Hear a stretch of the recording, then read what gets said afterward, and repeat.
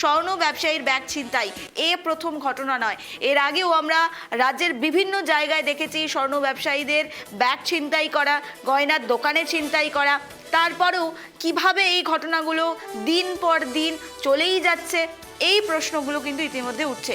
স্বর্ণ ব্যবসায়ীর কাছ থেকে ব্যাগ ছিনতাই করা হয়েছে এবং দুষ্কৃতীরা 0.5 রাউন্ড গুলি চালায় বলে অভিযোগ করা হচ্ছে। এই ঘটনায় রীতিমতো চাঞ্চল্য ছড়িয়েছে, আতঙ্ক ছড়িয়েছে। পুরো ঘটনার তদন্ত শুরু করেছে পুলিশ। দুষ্কৃতীদের 5 রাউন্ড গুলি, তাও আবার শূন্যে, এই প্রশ্ন কিন্তু উঠে আসছে।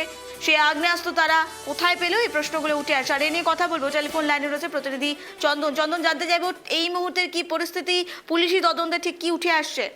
দেখো, তোমাকে বলে রাখি, গতকাল রাত্রিবেলা 9টার সময় এই যে স্বর্ণ ব্যবসায়ী চন্দন কারা, তিনি যখন তার দোকান বন্ধ করে যখন বাড়ি ফিরছিলেন, তখন ব্যাগে করে নগদ কয়েক লক্ষ টাকা এবং কিছু সোনা নিয়ে তিনি বাড়ি ফিরছিলেন এবং তখনই 6 দুষ্কৃতী এসে তাকে তার থেকে ব্যাগ ছিনিয়ে নিয়ে চম্পট দেয়। এবং তোমাকে বলে রাখি, সিসিটিভি সেই মুহূর্তে যে আমাদের স্বর্ণ ব্যবসায়ীর যে দোকান, সেই দোকানে সিসিটিভি সংগ্রহ করা হয়েছে।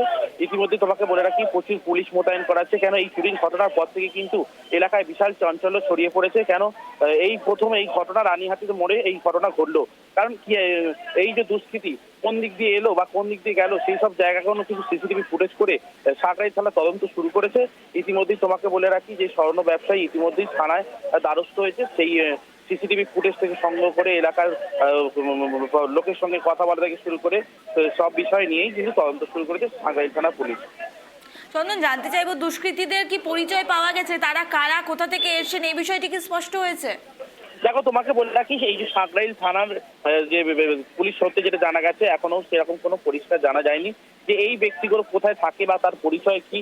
এবং যতক্ষণ না এদেরকে আটক করছে বা সিসিটিভি ফুটেজ থেকে শনাক্ত করছে, যতক্ষণ না ধরা পড়ছে ততক্ষণ কিন্তু পরিষ্কার নয়। কিন্তু এই যে স্বর্ণ ব্যবসায়ী দীর্ঘদিন ধরে প্রতিদিনই রাত্রিবেলা এরকম বাড়ি যান, তাহলে কি দুষ্কৃতীরা কোনো মানে নজরে রেখেছিল না, তাও নিয়ে কিন্তু খতিয়ে দেখছে সাকরাইল থানা পুলিশ। চন্দন, এখান থেকেই প্রশ্ন উঠে আসে, দুষ্কৃতীরা তাহলে কি পূর্ব পরিকল্পনা করেছিলেন যে কোন সময় সেই ব্যবসায়ী বাড়ি ফেরেন, কোন সময় আসেন, কোন সময় দোকান বন্ধ করেন, আর কোন সময়ই বা সেই ব্যাগ নিয়ে তিনি চলাফেরা করেন, এই বিষয়টি কি আগে থেকে তাহলে নজরদারি করা হয়েছিল?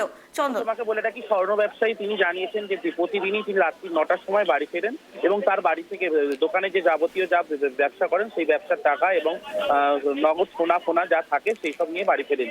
এবং এই যে প্রথমে এটা নয়, এর আগেও অনেকবার স্বর্ণ এবং টাকা নিয়ে ঘরে যেতেন, কিন্তু তখন এত ঘটনা ঘটেনি।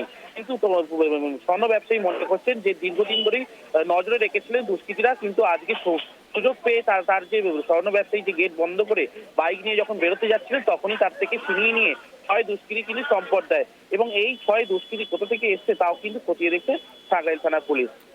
বেশ, ধন্যবাদ চন্দন।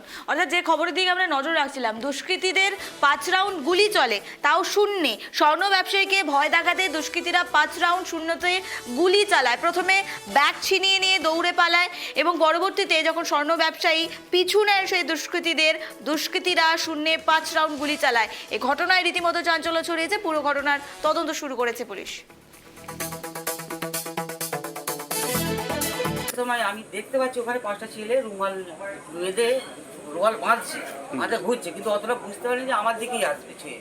তারপর যখন আমি এখানটা গাড়িটা রেখে রুমালটা ঘুষ দিয়ে যাচ্ছি, তখন আমার কাছে 5টা ছেলে এসে হামড়ে ধরেছে, ব্যাগটা আমার কাছ থেকে ছিঁড়ে নিয়েছে, প্লাস 2টো গুলি চালিয়েছে এখানে আমার গাড়িতে।